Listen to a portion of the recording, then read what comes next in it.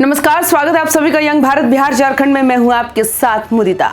दोस्तों, बिहार चुनाव से पहले मोकामा फिर से सुर्खियों में है और इस बार मामला सिर्फ एक रोड शो का नहीं बल्कि राजनीति, बाहुबली, सत्ता और रणनीति का है।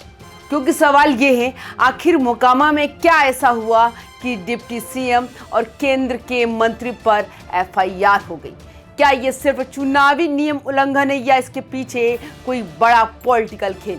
क्या ये असर डालेगा वोटिंग पर? और सबसे बड़ा सवाल, अनंत सिंह वर्सेस सूरजभान की लड़ाई का अगला अध्याय शुरू हो चुका है क्या?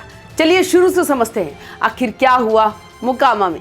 मोकामा में रोड शो हुआ और इस रोड शो में शामिल थे डिप्टी सीएम सम्राट चौधरी, केंद्रीय मंत्री लल्लन सिंह, साथ ही जेडीयू के प्रत्याशी अनंत सिंह के समर्थन में।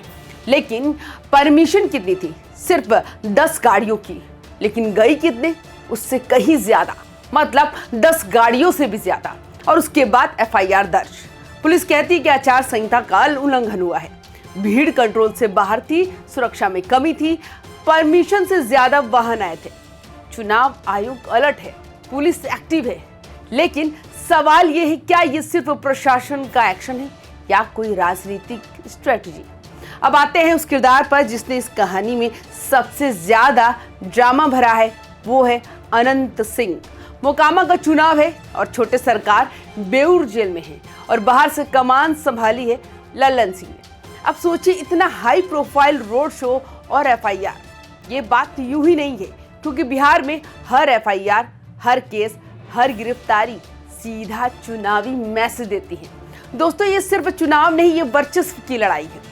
मोकामा की सियासत में 2 नाम हमेशा छाए रहते हैं, अनंत सिंह और सूरजभान सिंह। एक को लोग कहते छोटे सरकार, दूसरा लोजपा का स्ट्रॉन्ग मैन। एक का इमेज रॉबिन हुड वाला है, दूसरे का इमेज सिस्टम प्लस स्ट्रेटजी वाला, और बीच में मतदाता जो परख रहा है कि कौन चलेगा। अब आता है बड़ा सवाल, एफआईआर से वोट पर असर क्या पड़ेगा? समर्थकों के लिए ये सियासी बदले जैसा दिख सकता है, विरोधी के लिए कानून का राज है। लेकिन बिहार में एक चीज कभी नहीं बदलती, क्योंकि भावना वोट से बड़ी होती है और अनंत सिंह जेल में है।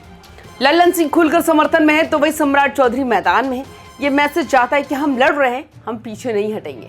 और ऐसी सिचुएशन में कई बार सिंपैथी वेव बनती है। अब यहाँ एंट्री होती है पीके यानी प्रशांत किशोर की। प्रशांत किशोर ने पहले ही कहा था कि बिहार में सत्ता बदलने की बेचैनी है और सत्ता वाले चुनाव में हर हथकंडा अपनाएंगे। अब एफआईआर के बाद पीके के बयान को दोबारा उठाया जा रहा है, क्योंकि इससे पहले भी प्रशांत किशोर ने सम्राट चौधरी पर आरोप लगाए थे और एक बार फिर सम्राट चौधरी पर एफआईआर दर्ज होती है और आरोप लगते हैं। अब बात करते सम्राट चौधरी की अपनी सीट तारापुर की। उनके खिलाफ पहले से ही विपक्ष ने टारगेटिंग की थी। सोशल मीडिया पर नैरेटिव चल रहा था, सत्ता में रहकर भी विवादों से घिरे रहते हैं सम्राट चौधरी। अब एफआईआर लगना इश्यू को और बढ़ाता है। मतलब साफ है, सम्राट चौधरी भी अब सिर्फ नेता नहीं, चुनाव का मुद्दा बन चुके हैं। मोकामा में जातीय समीकरण क्या है? यहाँ राजपूत का बड़ा फैक्टर देखने को मिलता है। आरजेडी बेस में यादव और मुस्लिम है। यहाँ चुनाव किस पर नहीं, ये सवाल नहीं, बल्कि किसके पीछे भीड़ खड़ी है उस पर होता है। और अनंत सिंह का क्रेज अभी भी जिंदा है। सूरजभान का नेटवर्क बेहद मजबूत है। इसलिए ये सिर्फ न्यायालय का मामला नहीं, पावर बैलेंस का खेल है। तो अब सवाल ये है, एफआईआर से किसे फायदा मिलेगा? सिंपैथी किसे मिलेगी?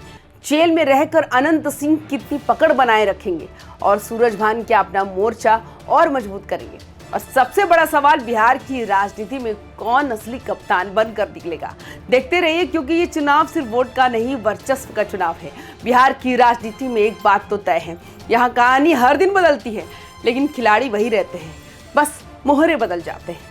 तो आपको हमारी ये वीडियो कैसी लगी हमें कमेंट्स करके जरूर बताइएगा। वीडियो पसंद आए तो लाइक शेयर भी जरूर करिएगा।